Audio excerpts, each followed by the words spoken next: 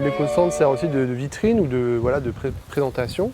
Et il y a différentes façons de venir à l'éco-centre. Et on peut venir juste découvrir en visite libre.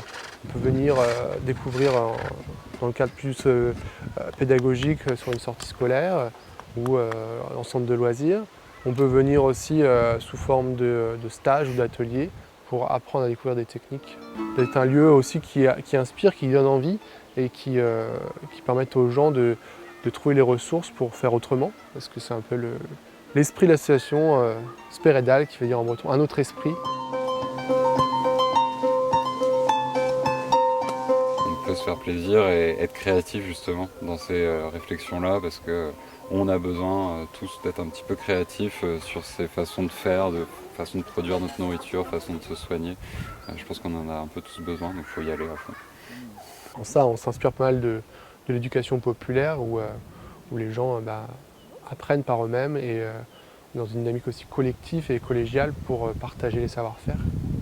On voit que depuis la création, il y a beaucoup de gens qui sont venus prendre des idées et qui ont créé leurs projets à côté.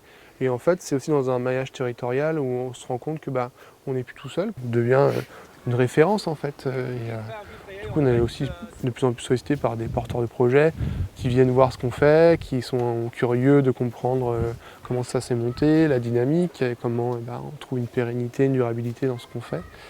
Et c'est ça qui est valorisant aussi pour nous, c'est de voir que ça fait ses petits aussi derrière, quoi.